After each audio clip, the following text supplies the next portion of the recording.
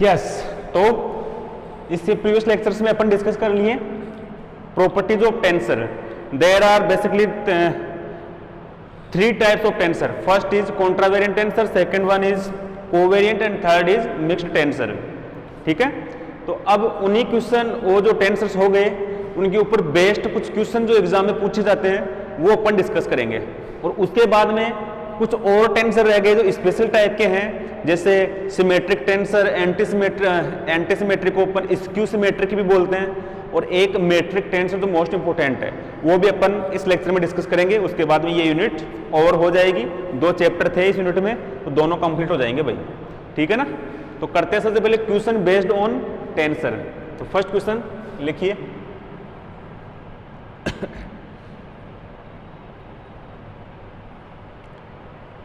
सिद्ध कीजिए कि इंपॉर्टेंट क्वेश्चन करवाऊंगा मैं जो मोस्टली एग्जाम में पूछे जा रहे हैं। सिद्ध कीजिए कि कण का वेग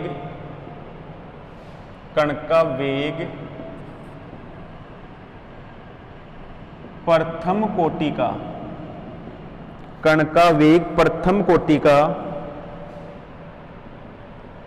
प्रतिचर परदिश होता है। कण का वेग प्रथम कोटि का प्रतिचर परदिश होता है। Prove that velocity of particle is first rank contravariant tensor. First rank contravariant tensor, ये प्रूव करना है। तो लिखो उसको सॉल्यूशन। देखो सबसे पहले लिखना पोजीशन वेक्टर, और वेलोसिटी क्या होती है? पोजीशन वेक्टर का टाइम के रेस्पेक्ट में डिफरेंशियली क्या होती है? वेलोसिटी। तो लिखते हैं since position vector of particle, position vector of particle कण का स्थिति सदिश क्या होता है? R vector is equal I cap X J cap Y K cap Z. तो D R vector over D T is equal I cap D X over D T J cap D Y over D T K cap D Z over D T. Since X को क्या लिखते हैं? x1, y को x2, z को क्या लिखते हैं? x3। पता है ना, ये ऑलरेडी अपन डिस्कस कर चुके हैं इनके बारे में। तो क्या हो जाएगा? D R vector over D T is equal I cap D X one over D T J cap D X two over D T plus K cap D X three over D T, D X three over D T. ठीक है ना, और ये क्या होता है? v vector. क्या होता है ये? v vector. So v vector is equal, देखना ये अपन ये कहें कि वेलोसिटी के जो कंपोनेंट है, वेलोसिटी के कंपोनेंट, अतः यह लिखे अतः वेग के घटक, component of velocity, component of velocity. देखो ये फर्स्ट है, ये सेकंड है, ये थर्ड है। तो फर्स्ट को लिख दिया मैंने v1, समझ रहे हैं इसको। और v1 क्या है? dx1 ओवर dt, यही आएगा। फिर आएगा v2 dx2 ओवर dt, फिर आएगा v3 dx3 अपॉन dt। तो मैं यहां पर डायरेक्टली यही कर दूं कि vi और ये dxi, यही कर दूं, कोई दिक्कत वाली बात ही नहीं है। vi is equal D x I over D T. First के लिए फर्स्ट हो जाएगा, सेकंड के लिए सेकंड, थर्ड के लिए थर्ड, फोर्थ जो भी है। ये इक्वेशन 1, ये इक्वेशन 1। अब आगे देखो, इसमें कोऑर्डिनेट ट्रांसफॉर्मेशन यूज में लेंगे। अब निर्देशांक रूपांतरण समीकरण से, now from coordinate transformation equation, now from coordinate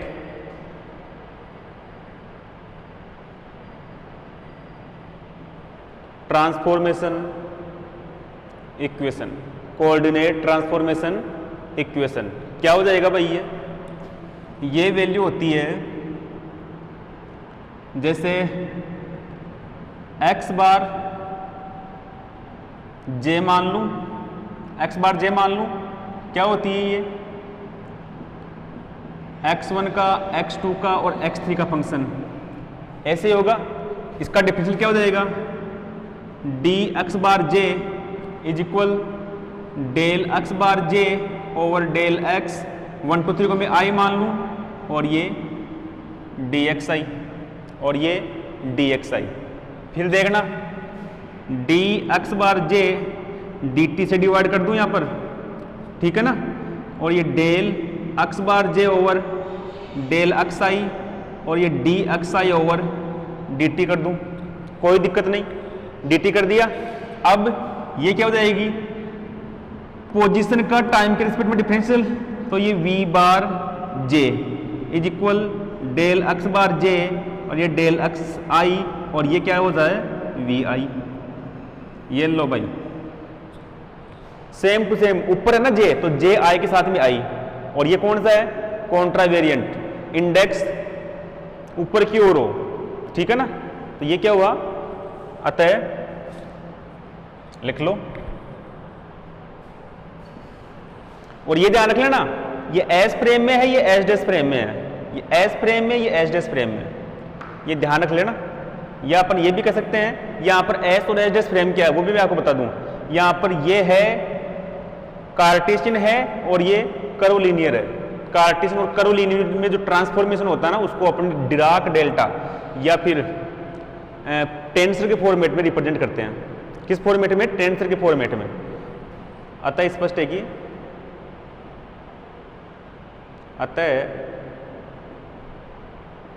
स्पष्ट है कि कण का वेग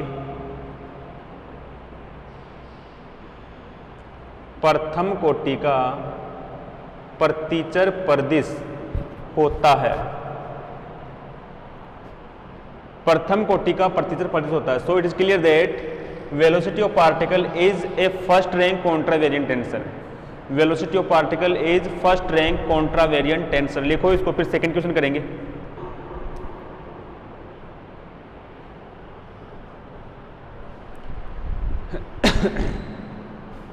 velocity of particle is first rank contravariant tensor. ठीक है भाई, नेक्स्ट क्वेश्चन करते हैं।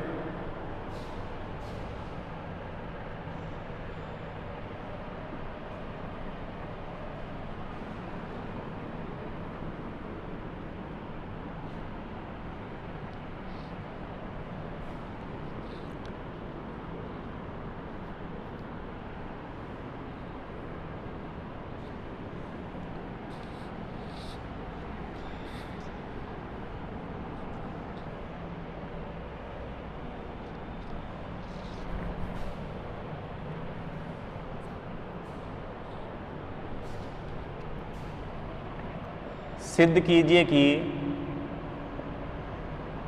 सिद्ध करना आज, सिद्ध कीजिए कि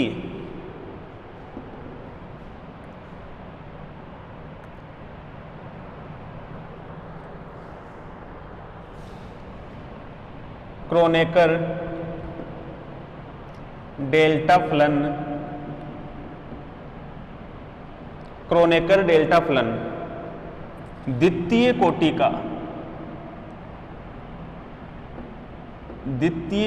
का मिश्रित परदिश होता है।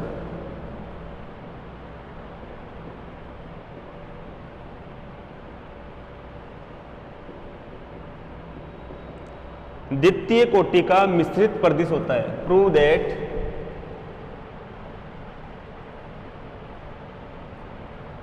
क्रोनेकर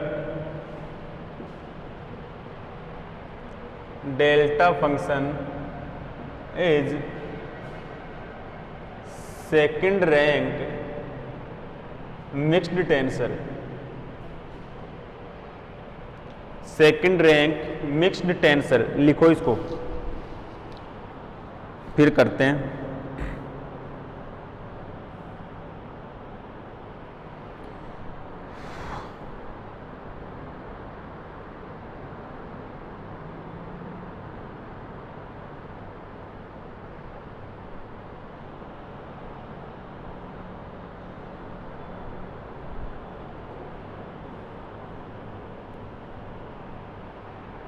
देखो भाई, क्रोनेकर डेल्टा फंक्शन क्या होता है? Del I J, since Kronecker delta फलन, क्रोनेकर डेल्टा फलन, Kronecker delta function del I J होता है, इसको अपन डेल अक्स आई और डेल अक्स जे के द्वारा रिप्रेजेंट करते हैं। डेल अक्स आई और डेल एक्स जे के द्वारा रिप्रेजेंट करते हैं। इसको क्या प्रूफ करना है? इसको सेकंड ऑर्डर या सेकंड रैंक मिक्स्ड टेंस से प्रूफ करना है। सेकंड रैंक मिक्स्ड टेंस से प्रूफ करना, तो कैसे करें भाई? कैसे करें? एक दूसरे फ्रेम में और माने, दूसरे फ्रेम में और मान ले, सिंस इन फ्रेम, जैसे दूसरा फ्रेम क्या माने? x बार 1, x बार 2, x बार 3, डेल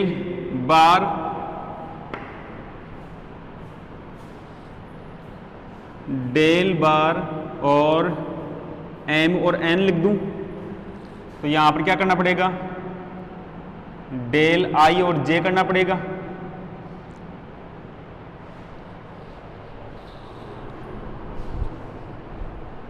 यहां पर क्या हो जाएगा?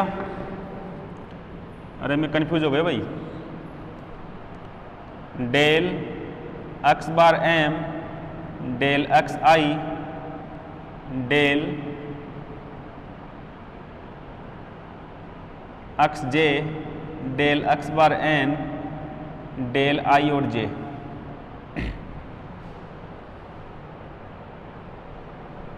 सही है? ये तो एक लाइन का हो गया, एक ही लाइन का हो गया ये तो। कैसे?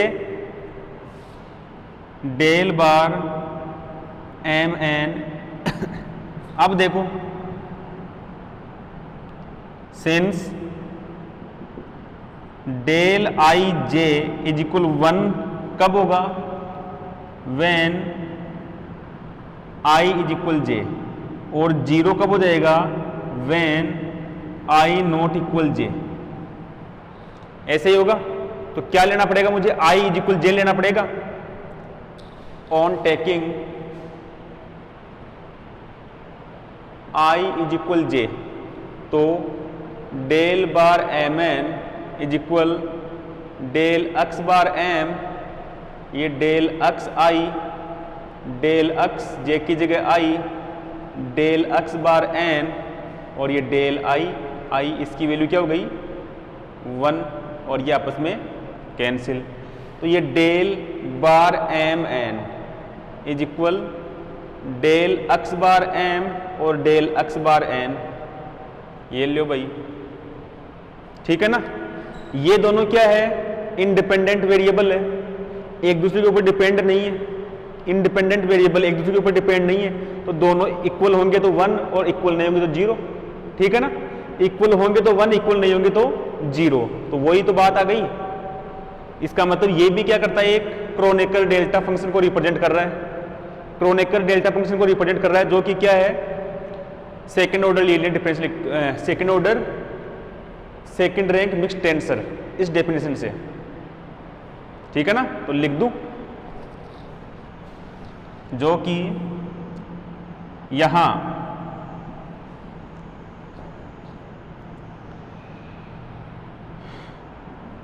एक्स बार एम और एक्स बार एन स्वतंत्र चर है। आर इंडिपेंडेंट वेरिएबल, लिख लेना, आर इंडिपेंडेंट वेरिएबल। अतः उपरोक्त समीकरण आर इंडिपेंडेंट वेरिएबल। अतः उपरोक्त समीकरण क्रोनेकर डेल्टा फलन के प्रतिबंध, क्रोनेकर डेल्टा फलन के प्रतिबंध की पालना करता है, की पालना करता है। लिख लो भाई, x bar m and x bar n are independent variable, so above equation obey, so above equation obey the condition of Kronecker delta function. Above equation obey the condition of Kronecker delta function, that is del x bar m over del x bar n, ये 1 हो जाएगा m और n बराबर होगा तो, और 0 हो जाएगा m और n बराबर नहीं होगा तो। अतः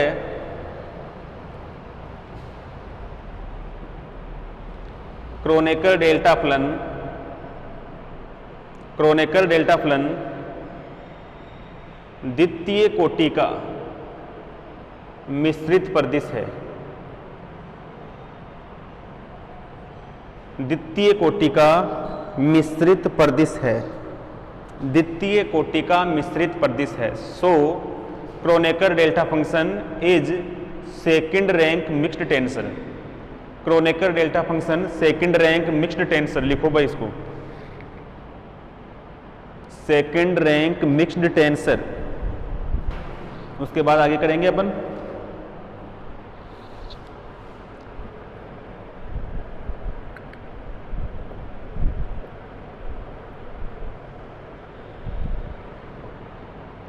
उसके बाद थर्ड क्वेश्चन,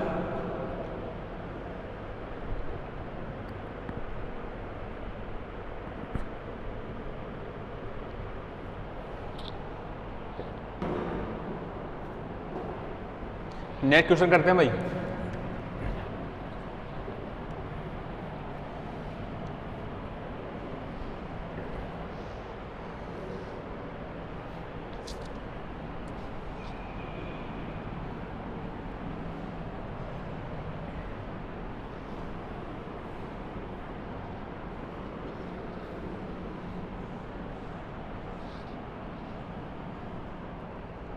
देखो क्वेश्चन लिखो, देखो क्वेश्चन कन्फर्म पता नहीं है मुझे तो पूर्व पूरा लिख दूंगा। सिद्ध कीजिए कि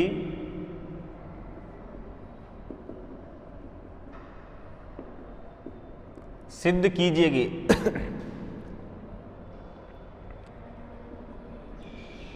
अदिश फलन की प्रवणता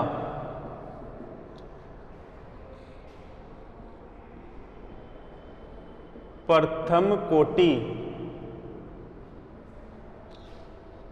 परिदिश होती है।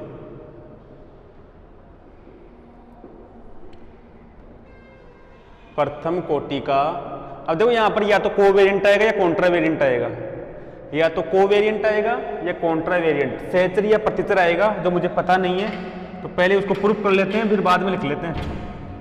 भाई अपन चेक कर लेते हैं भाई कॉन्ट्रा वेरिएंट आ रहा है फिर कोवेरिएंट आ रहा है। इसको डैश डैश छोड़ देना, इंग्लिश में लिखवा देता हूं, prove that gradient of scalar function, gradient of scalar function is a first rank tensor. यहां पर कॉन्ट्रा वेरिएंट और कोवेरिएंट लिखना है। तो देखो सॉल्यूशन,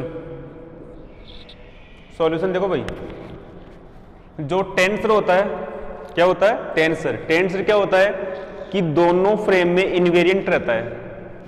क्या रहता है, दोनों फ्रेम में इनवेरिएंट रहता है। तो लिखे इसको, देखो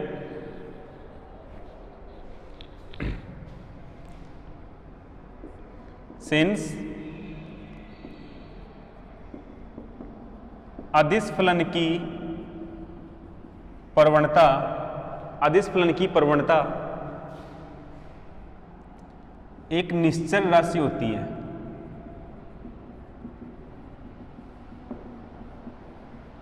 सिंस ग्रेडियंट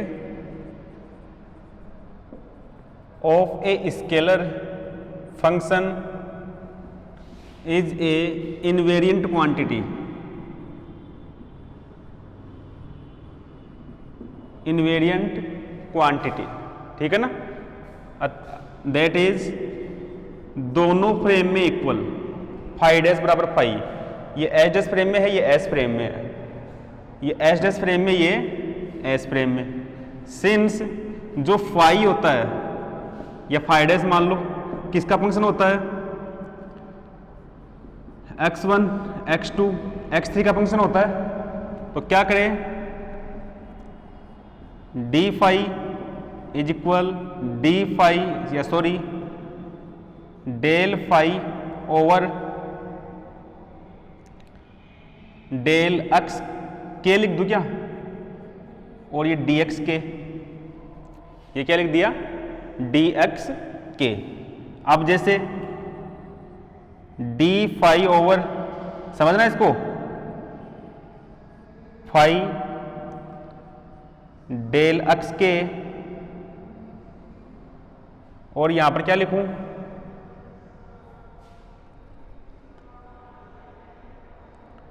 दोनों का बराबर है, सॉरी ये ऐसे है भाई, थोड़ा सा मिस्टेक हो गया।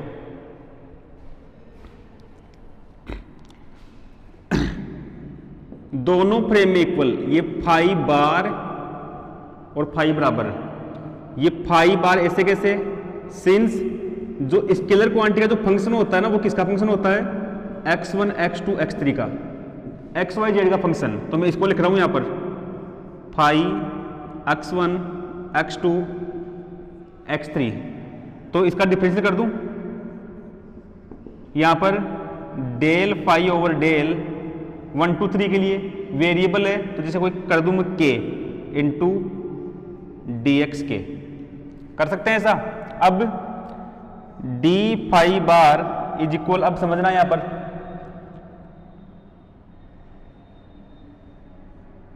Del phi over del X K, ये डी एक्स के को जिसमें मल्टीप्लाई मान लूं, डी एक्स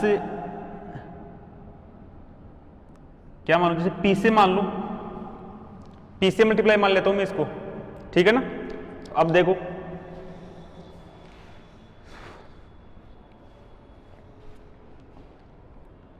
तो मल्टीप्लाई यहां पर भी तो करना पड़ेगा ना, दोनों साइड मल्टीप्लाई कर रहे हैं,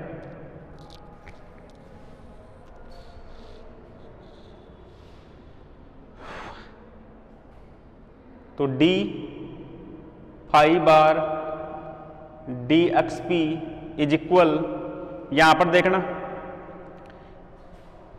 एक ही क्वांटिटी है ये, एक प्रकार से, तो क्या लिख देंगे अपन,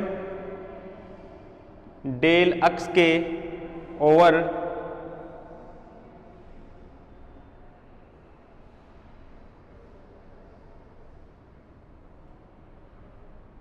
या यहां पर ये लिखे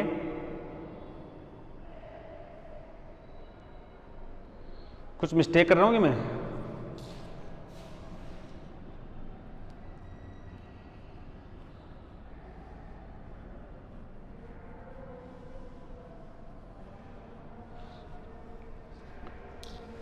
कंफ्यूज हो गए भाई, डेल फाई और डेल एक्स पी, इसको ऐसे लिख दें,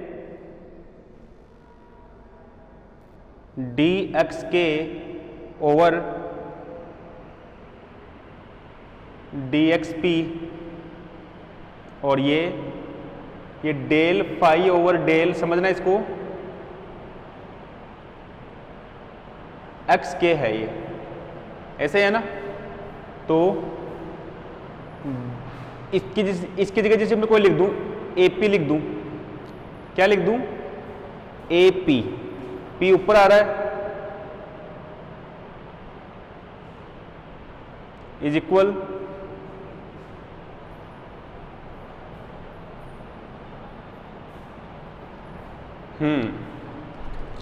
इसको बार से मल्टीप्लाई करो ऐसे, एक्स बार से, तो अब क्या हो जाएगा, देखो दिमाग लगाने वाला खेल है भाई, यहां पर माइंड में रहता नहीं, तो ऐसे टाइम ले रहा है ये, एक्स बार पी, अब इसको ऐसे कर दूं, डेल अक्स के डेल अक्स बार पी, एक ही बात है, ये एक क्वांटिटी में कोई दिक्कत नहीं होती है, और ये डेल फाई ओवर में हो सकता चेंज है, ये डेल अक्स के, ठीक है ना, इसको लिख दिया मैंने ए बार पी लिख दिया, चलो ठीक है, और ये डेल अक्स के डेल अक्स बार पी, और अब ये क्या लिख दूं, ए, ये क्या हो जाएगा भाई, के। अब देखो ये नीचे आ रहा है ना, तो ये पी नीचे लगाना पड़ेगा मुझे, ये लो भाई, ऐसे कर दिया, अब सही है। तो ये सहचर होगा, सहचर प्रदेश, कोवेरिएंट, कोवेरिएंट आंसर, समझना इसको, दोनों फ्रेम में कोवेरिएंट हो गया। ये फाई किसका फंक्शन होता है, x1 x2 x3 का फंक्शन होता है, ठीक है। ये डी फाई हो गया, डी फाई, और ये डेल फाई ओवर, और यदि अब भी नहीं समझ में है ना ये वाली कहानी है, तो आप इसको केवल डी फाई भी छोड़ सकते हो, डी फाई छोड़ के फिर ऊपर नीचे मल्टीप्लाई कर देना, वो आपकी इच्छा है, ठीक है ना। ये कर दिया ऐसे कि del phi over del X K into D X K, D X bar P से दोनों साइड मल्टीप्लाई, दोनों साइड मल्टीप्लाई, तो दोनों साइड मल्टीप्लाई करने पर ये देखो इन दोनों को एक साथ लिख दिया, डेल, या सॉरी कौन कौन से साथ में है, हाँ ये दोनों साथ में, ये दोनों साथ में, ये दोनों साथ में है, डेल फाई और डेल एक्स के डेल एक्स जो भी आ रहा है, इसको चाहो तो आप ऐसे भी कर सकते हो, डी फाई और डी एक्स के, ऐसे भी आप कर सकते हो, ठीक है ना। हियर आपने एक के कहां पर लिखा है, कहां पर लिखा है एक के आपने लिखा था del phi over del X K की जगह, del phi over del X K की जगह, ये क्या है, फंक्शन में पोजीशन के रिस्पेक्ट में डिफरेंशियल, जो कि ग्रेडियंट होता है, प्रवणता, जो कि ग्रेडियंट, प्रवणता, प्रथम कोटि का सहचर प्रदिश है, which is covariant tensor of first rank. लिखो इसको लिखो भाई, फर्स्ट रैंक कोवेरिएंट टेंसर। उसके बाद में नेक्स्ट क्वेश्चन करेंगे।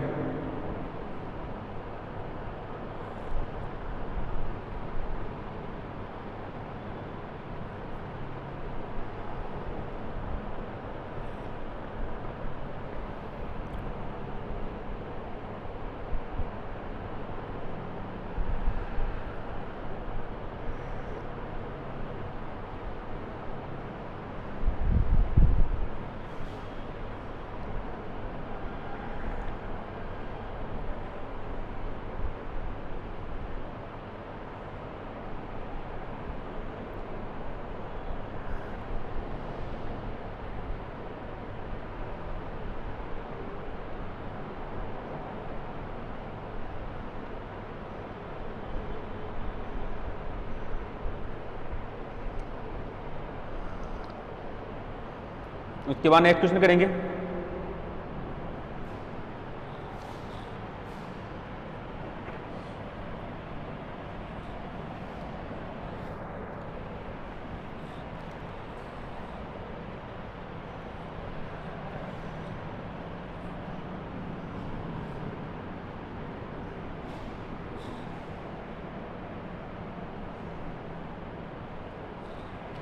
क्वेश्चन, यदि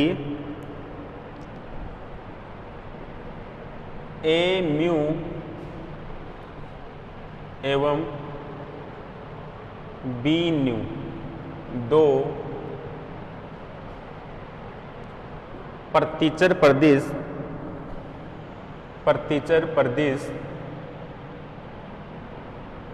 तथा सी म्यू न्यू सहचर प्रदेश हो तो, देखो इस प्रकार कोई भी क्वेश्चन आ सकता है, इस प्रकार का हो तो सिद्ध कीजिए कि इनका गुणनफल